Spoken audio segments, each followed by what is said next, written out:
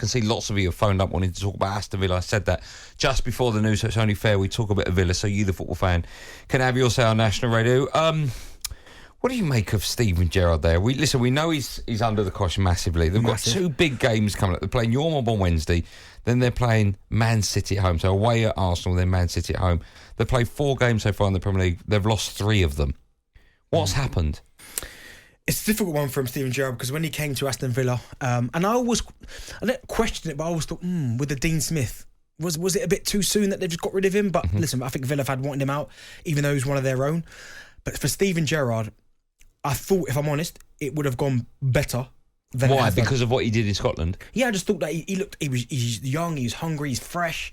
I just thought, and you're right, taking that confidence, and I know there's a difference in levels in the Scottish League and the Premier League, but I just thought that there'd be a little bit more. But the way they kind of ended last season, there was an initial kind of pop when he first came in, you'd have to say, started to get a tune out the squad. But then this season, it's come back and it's been a disaster. And you look at what Bournemouth have been doing. Like, you would have been getting whipped by absolutely everybody. When you allow them to beat you, it's not great. But I think he's still trying to find his best 11. I think he's still trying to find a way of getting Coutinho and Buendia in. I mean, even if you look at this season when they lost to Bournemouth. They should know that by now, shouldn't he? I mean, they lost to a team at the weekend, West Ham. No disrespect to West Ham, was struggling for a goal, let alone a win. You know, and then you lose at home to them without scoring. But that's an awful result. It is an awful result. When you look at they started off against Bournemouth. He went 4-3-3 with Ings, Bailey and Coutinho, right?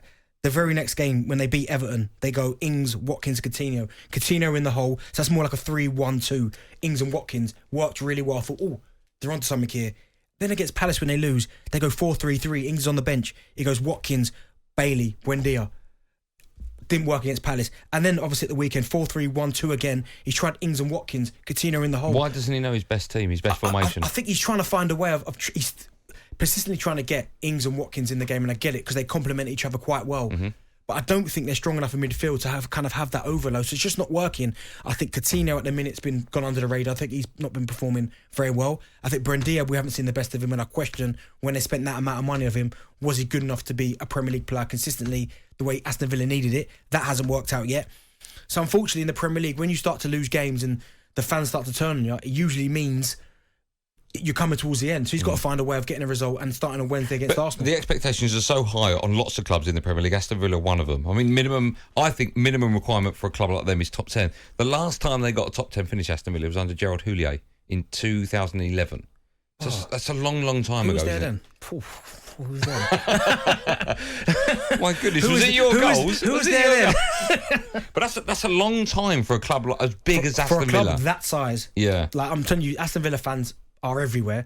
This is not good enough, and I can understand their frustrations. Is it not too early yet to start saying? It's the Premier League. I know it's crazy. It's only been 4 games in, but I think when you look at losing to Bournemouth on the opening day and seeing how they're getting whipped by everybody, you go, okay, that's not good enough. But it's just because losing to West Ham, who didn't have a point, couldn't score a goal. You allow them to beat you. They go to Arsenal, high flying at the top of the table. Then I think after that, is it Manchester City?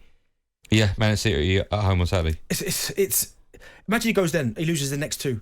What happens then? But do you not think, we've talked about this before, it's a strange old season. You've got the World Cup right in the middle of it. And so you've got that month off between sort of the mid-November and mid-December. Do you think that that's when sides will make a decision, like Aston Villa? I think clubs and their owners now, they're not waiting, they're not looking at gaps and thinking, they're looking, right, we need to strike now.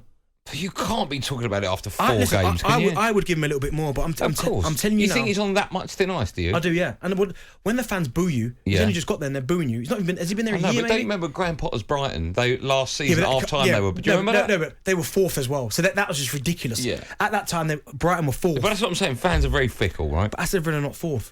No, I know. This side here, with this amount of players, the money they've spent, Steven Gerrard in charge, they should be comfortably inside the top 10. Okay, what about Aston Villa fans that phone up and say, well, Diego Carlos, he's got an awful injury, he's going to be out for the rest? That's there, but Diego Carlos did play against Bournemouth. Yeah, true. So Has Coutinho been a success, do you think? Not yet.